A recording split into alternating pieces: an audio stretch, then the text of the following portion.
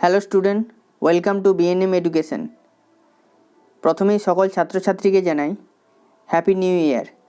2022 সালের প্রত্যেকটা দিন তোমাদের ভালোভাবে কাটুক এই আশা করছি। আজকের এই ভিডিওতে ক্লাস 10-এর এবিটিএ টেস্ট পেপারের ভৌতবিজ্ঞানের 36, 37, 38 পেজের প্রশ্ন উত্তর নিয়ে আলোচনা করব। তোমরা ভিডিওটা প্রথম থেকে শেষ পর্যন্ত দেখতে থাকো। ভিডিওটা ভালো লাগলে ভিডিওটি লাইক করো এবং চ্যানেলে যারা নতুন চ্যানেলটি সাবস্ক্রাইব করো। আমি এক এক করে প্রশ্ন উত্তর আলোচনা করছি। প্রথম প্রশ্ন 1.1 বলছে যে কোন গ্রিনহাউস গ্যাস ভূ উষ্ণায়নের জন্য দ্বিতীয় স্থান দখল করে? উত্তর হবে অপশান বি, মিথেন। এর পরের প্রশ্ন 1.2 গড় বেগ ও আরএমএস বেগ অপশান 4টে দেওয়া আছে, এর সমানুপাতিক। উত্তর হবে √T এর সঙ্গে সমানুপাতিক, অর্থাৎ পরম উষ্ণতার বর্গমূলের সঙ্গে সমানুপাতিক। এর পরের প্রশ্ন 1.3 এখানে একটা অঙ্ক দেওয়া আছে, 1 মিলিমোল অ্যামোনিয়াতে অণুর সংখ্যা।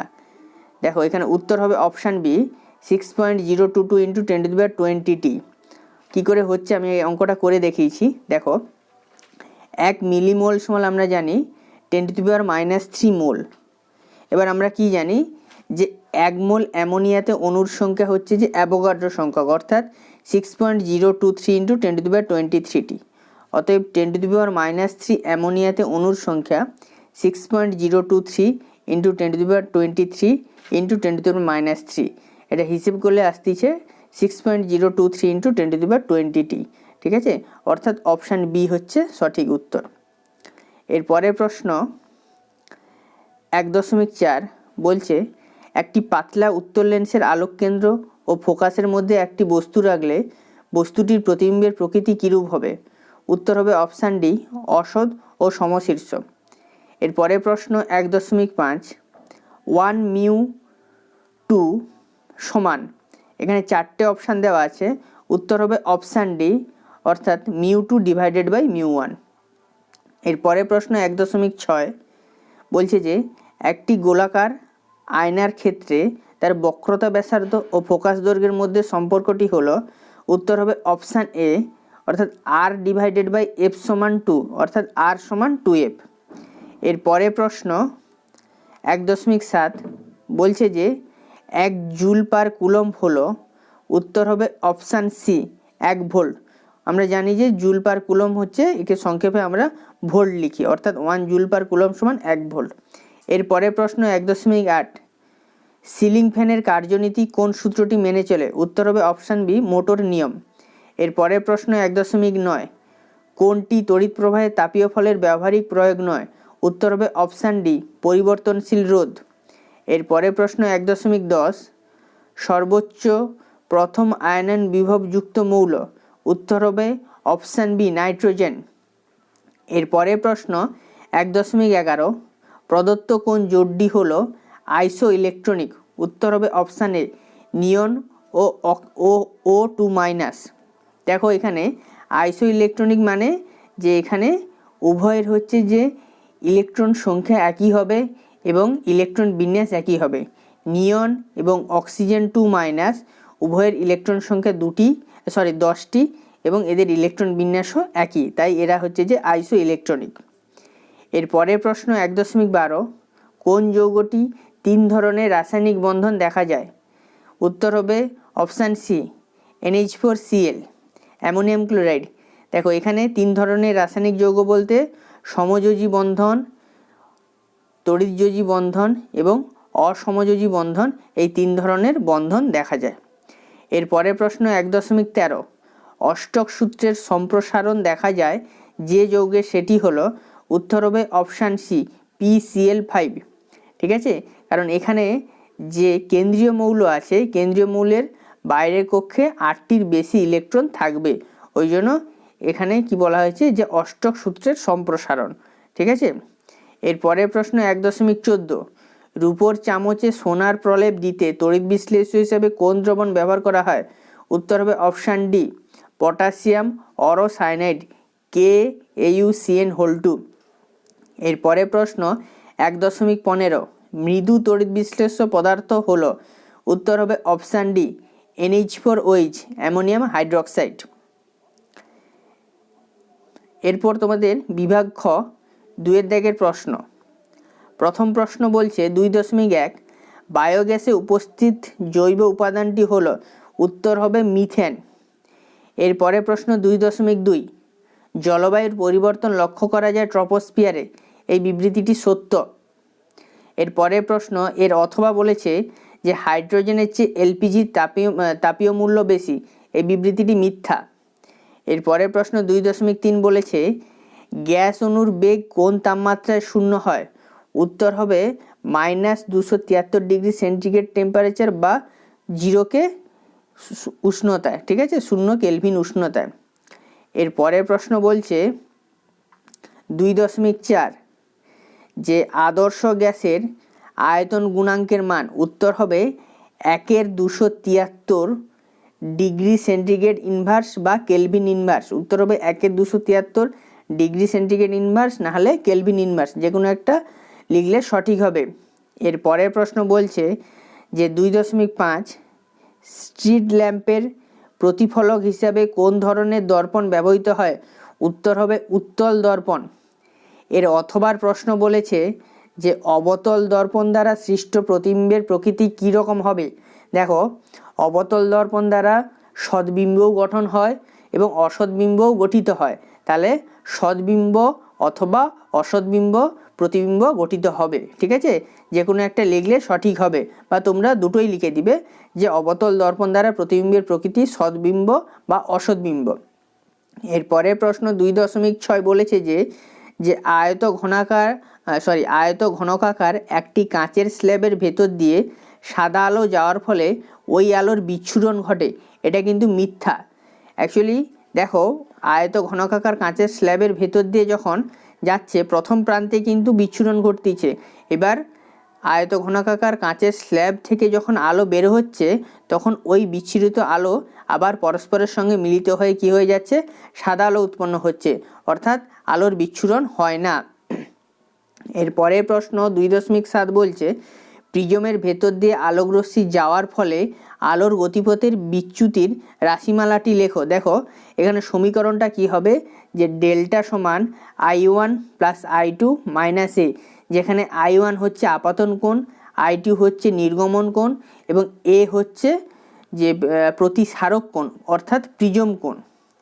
এরপরের প্রশ্ন 2.8 বলছে যে কুলম্বের সূত্রটি কি নিউটনের তৃতীয় গতিসূত্র মেনে চলে। হ্যাঁ, এটা হচ্ছে সঠিক, যে কুলম্বের সূত্র নিউটনের তৃতীয় গতিসূত্র মেনে চলে। এরপরের প্রশ্ন 2.8 অথবা বলছে যে নির্জল কোষের তড়িৎচালক বলের মান কত, এটা হবে 1.5 ভোল্ট, উত্তর হবে 1.5 ভোল্ট। এরপরের প্রশ্ন 2.9 বলেছে যে অ্যামমিটারের সাহায্যে কি পরিমাপ করা যায়, উত্তর হবে তড়িৎ প্রবাহ মাত্রা। তড়িৎ প্রবাহ মাত্রা অ্যামমিটারের সাহায্যে পরিমাপ করা হয়।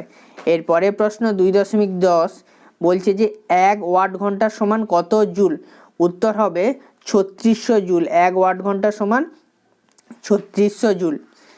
এরপরে প্রশ্ন 2.11 বলছে যে বাম স্তম্ভের সঙ্গে ডান স্তম্ভের সামঞ্জস্য বিধান করো। দেখো, এখানে বাম স্তম্ভে 4টে অপশান দেওয়া আছে, একই রকমভাবে ডান স্তম্ভেও 4টে অপশান দেওয়া আছে। বাম স্তম্ভের প্রথম অপশান বলছে অষ্টক নীতি মান্য হয় না, উত্তর হবে লিথিয়াম হাইড্রাইড, অর্থাৎ ডান স্তম্ভের অপশান বি। এরপরে প্রশ্ন অ্যালকোহলের দ্রাব্য, উত্তর হবে অপশান সি ন্যাপথালিন, এটি হচ্ছে সমযোজী যৌগ। এরপরে প্রশ্ন উচ্চ গলনাঙ্কযুক্ত সমযোজী যৌগ, উত্তর হবে option A silicon carbide SiC। এরপরে প্রশ্ন তরল অধাতু, এটা হচ্ছে ব্রোমিন। এরপরের প্রশ্ন 2.12 বলছে যে হ্যালোজেনগুলির মধ্যে তীব্র বিজারকধর্মী মৌল কোনটি, উত্তর হবে আয়োডিন। 2.12 উত্তর হবে আয়োডিন। এরপরের প্রশ্ন বলছে যে অথবাতে একটি তেজস্ক্রিয় হ্যালোজেন মৌলের নাম লেখো, উত্তর হবে অ্যাস্টাটিন, এর সংকেত হচ্ছে AT। এরপরের প্রশ্ন 2.13 বলছে যে তড়িৎ বিশ্লেষণে তড়িৎ পরিবহন কারা করে, উত্তর হবে আয়ন, না হলে তোমরা ক্যাটায়ন ও অ্যানায়ন, এটাও লিখতে পারো, ঠিক আছে। আয়ন অথবা ক্যাটায়ন ও অ্যানায়ন যে কোনো একটা লিখলে হবে। এই তোমাদের লিখে দিয়েছি আয়ন, নাহলে ক্যাটায়ন ও অ্যানায়ন, ঠিক আছে। এরপরের প্রশ্ন যে 2.14 বলছে যে আর্গনের যোজ্যতা কত? আর্গনের যোজ্যতা 0। এর অথবার প্রশ্ন বলছে যে ক্যালসিয়াম হাইড্রেট কি সমযোজী যৌগ? কারণ দর্শাও। উত্তর হচ্ছে না, ক্যালসিয়াম হাইড্রাইড তড়িৎযোজী যৌগ। আচ্ছা, কারণটা কি দেখো, যে ক্যালসিয়াম পরমাণু তার যোজ্যতা কক্ষে অবস্থিত দুটি ইলেকট্রন বর্জন করে ক্যালসিয়াম 2+ আয়নে পরিণত হয়। অন্যদিকে প্রতিটি হাইড্রোজেন পরমাণু তার যোজ্যতা কক্ষে একটি করে ইলেকট্রন গ্রহণ করে H- আয়নে পরিণত হয়। এইভাবে উৎপন্ন ক্যালসিয়াম 2+ আয়ন ও দুটি হাইড্রোজেন মাইনাস আয়ন পরস্পর স্থির তড়িৎ আকর্ষণ বল দ্বারা যুক্ত হয়ে তড়িৎযোজী যৌগ ক্যালসিয়াম হাইড্রাইড গঠন করে। এর পরের প্রশ্ন 2.15 বলছে যে সত্য মিথ্যা O2- আয়ন এবং ও নিয়ন উভয়ই আইসোইলেকট্রনিক। এটা হচ্ছে সত্য। এর অথবা বলছে যে এমন একটি মৌলের নাম লেখো যার মধ্যে ত্রিবন্ধন দেখা যায়। উত্তর হবে নাইট্রোজেন। এর পরের প্রশ্ন 2.16 বলছে যে দুটি অধাতব পরিবাহীর নাম লেখো। উত্তর হবে গ্রাফাইট ও গ্যাস কার্বন।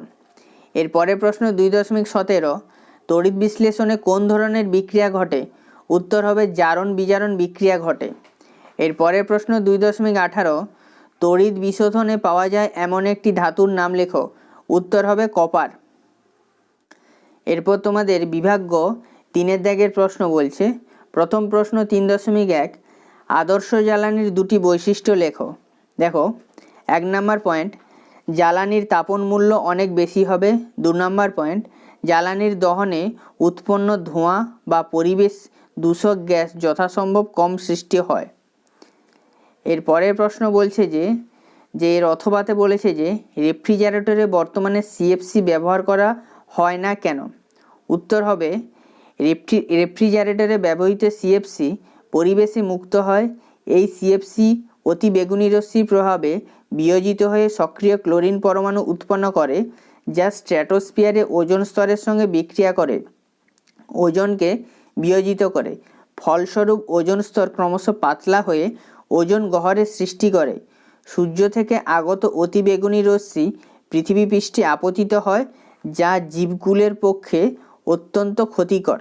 এরপর তোমরা বিক্রিয়াটা দিয়ে দিবে যে সিএফসি থেকে কিভাবে সক্রিয় ক্লোরিন তৈরি হয় এবং এই সক্রিয় ক্লোরিন কিভাবে ওজোন স্তরকে ক্ষয় করে তার বিক্রিয়া তোমরা দিয়ে দিবে। এই 3টে বিক্রিয়া তোমরা লিখে দিবে, ঠিক আছে।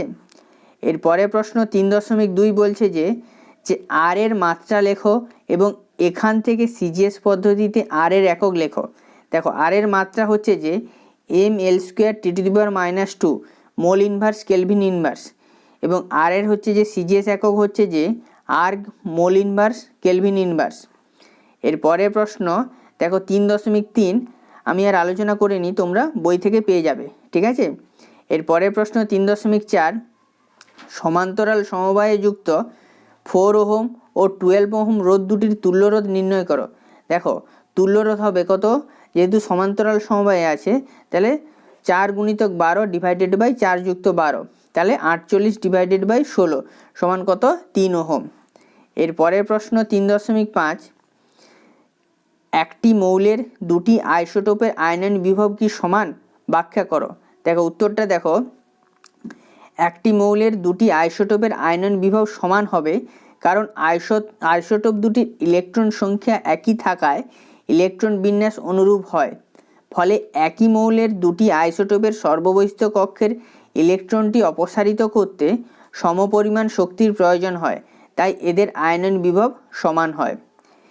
এর পরের প্রশ্ন 3.5 অথবা বলছে যে দুটি মৌল এক্স ও ওয়াই যাদের পারমাণবিক ক্রমাঙ্ক যথাক্রমে 19 ও 17, এরা নিজেদের মধ্যে যুক্ত হলে কী ধরনের যৌগ গঠন করবে এবং এদের সংকেত কি হবে?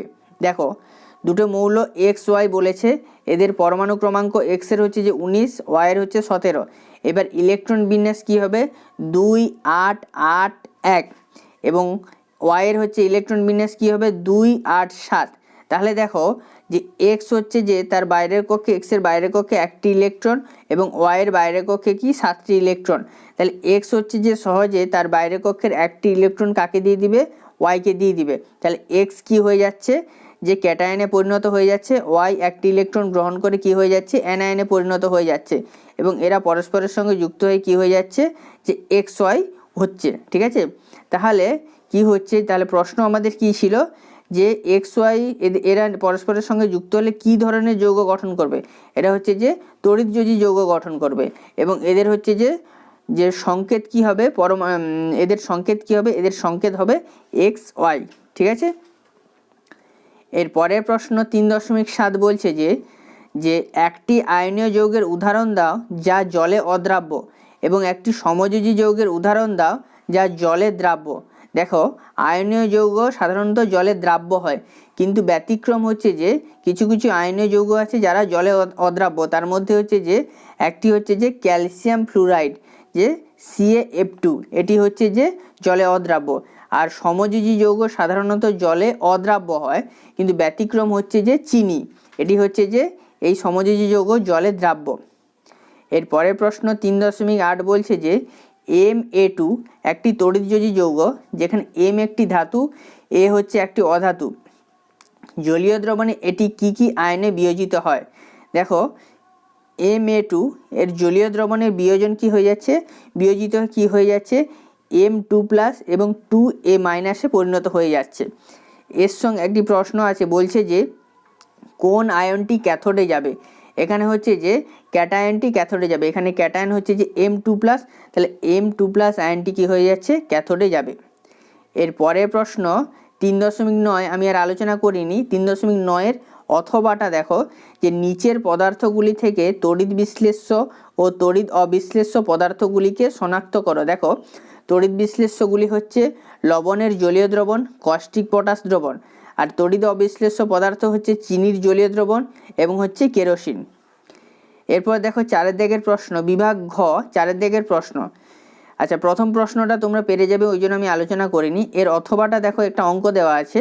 দেখো বলছে যে 16 ডিগ্রি সেন্টিগ্রেড উষ্ণতায় 740 মিলিমিটার চাপে একটি গ্যাসের আয়তন 380 সিসি হলে 16 ডিগ্রি সেন্টিগ্রেড উষ্ণতায় ও 760 মিলিমিটার চাপে গ্যাসটির আয়তন কত।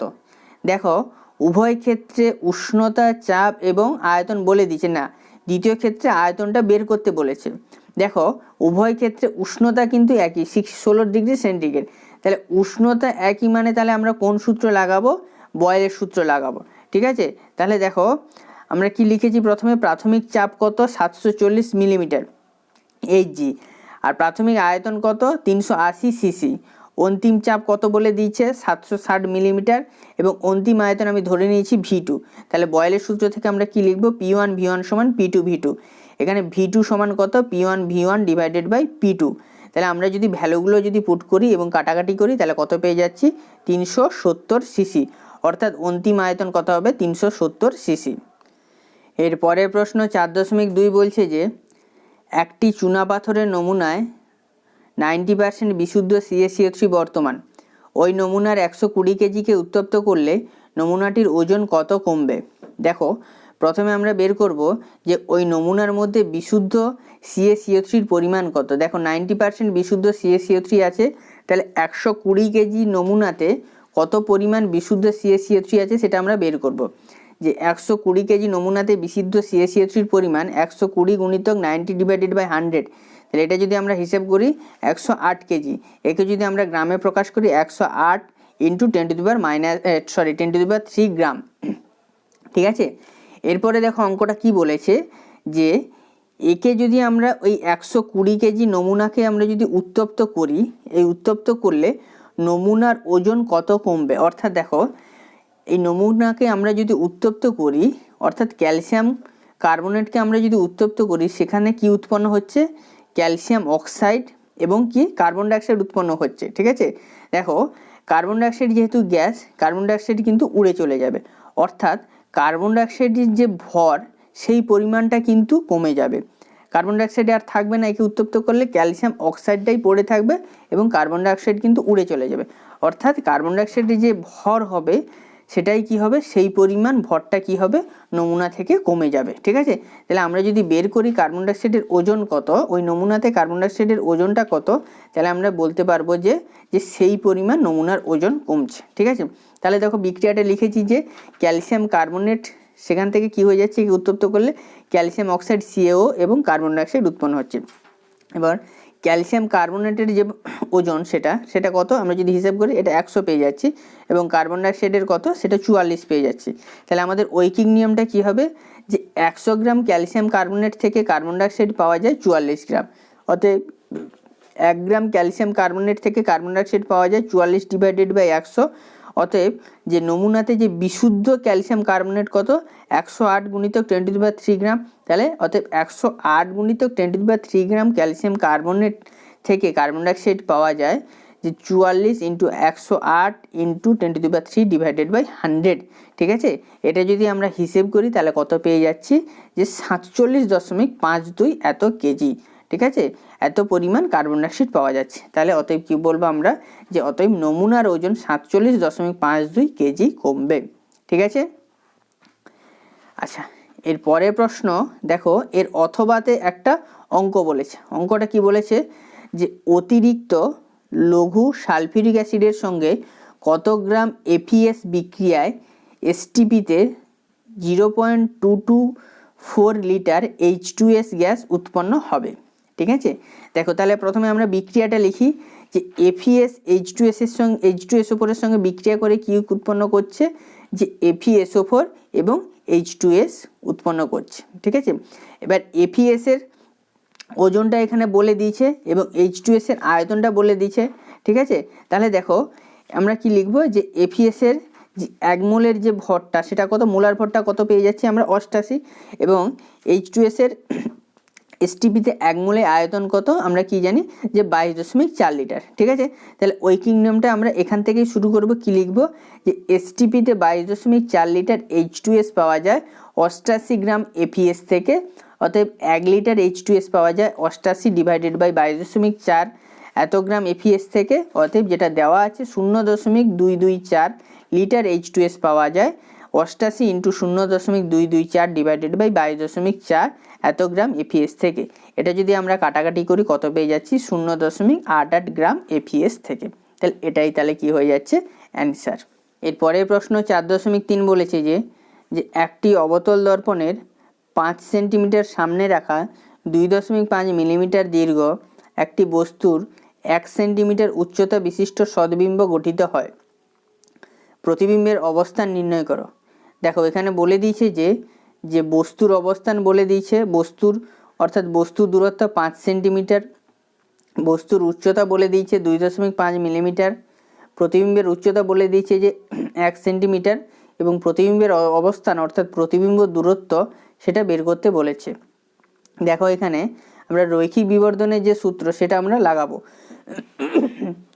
রৈখিক বিবর্ধনের সূত্র প্রতিবিম্ব দূরত্ব এবং বস্তু দূরত্ব দিয়ে সূত্রটা হচ্ছে যে রৈখিক বিবর্ধন সমান প্রতিবিম্ব দূরত্ব ডিভাইডেড বাই বস্তু দূরত্ব, আর প্রতিবিম্বের আকার এবং বস্তুর আকার দিয়ে রৈখিক বিবর্ধনের সূত্রটা হচ্ছে যে রৈখিক বিবর্ধন সমান প্রতিবিম্বের উচ্চতা ডিভাইডেড বাই বস্তুর উচ্চতা।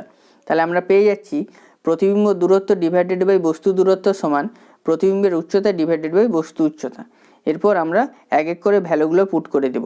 দেখো প্রতিবিম্ব দূরত্ব আমাদের বের করতে হবে, সেইটা ডিভাইডেড বাই বস্তু দূরত্ব বলে দিচ্ছি যে 5 সেন্টিমিটার, এবং প্রতিবিম্বের উচ্চতা বলে দিচ্ছি যে 1 সেন্টিমিটার, এবং বস্তু উচ্চতা বলে দিচ্ছি যে 2.5 মিলিমিটার।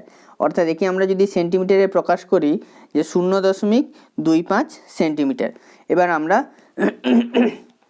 যদি হিসেব করি তাহলে কি পেয়ে যাচ্ছি, প্রতিবিম্ব দূরত্বের সমান 5 ডিভাইডেড বাই 0.25, অর্থাৎ হিসেবগুলো আমরা কি পেয়ে যাচ্ছি, যে প্রতিবিম্ব দূরত্ব সমান 20 সেন্টিমিটার। অর্থাৎ প্রতিবিম্বের অবস্থান কি হবে, প্রতিবিম্বটি দর্পণ থেকে 20 সেন্টিমিটার দূরে অবস্থিত। এরপরে প্রশ্ন 4.6 বলেছে যে 220 ভোল্ট 40 ওয়াট ও 220 ভোল্ট 100 ওয়াট দুটি বাল্ব 200 ভোল্ট একটি উৎসের সঙ্গে শ্রেণীতে যুক্ত আছে।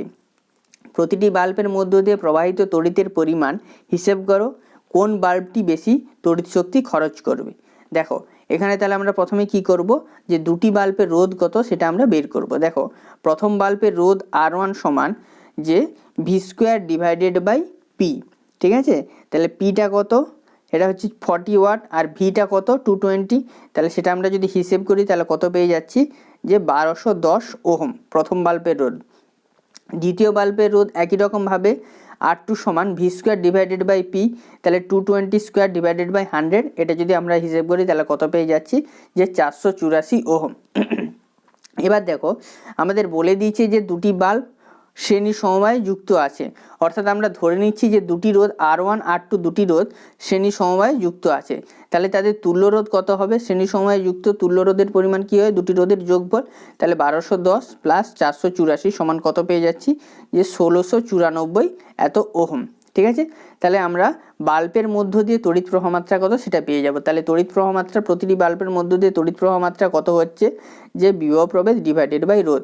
দেখো বিভব প্রভেদ কত বলেছে, যে 200 ভোল্ট তড়িৎ উৎসের সঙ্গে যুক্ত করা হয়েছে। দেখো এখানে বলে দিচ্ছে যে দুটি বাল্ব 200 ভোল্ট তড়িৎ উৎসের সঙ্গে যুক্ত করা হয়েছে। তাহলে তড়িৎ প্রবাহ মাত্রা কত, যে 200 ডিভাইডেড বাই 1694, এটা যদি আমরা ভাগ করি কত পেয়ে যাচ্ছি, 0.118 অ্যাম্পিয়ার।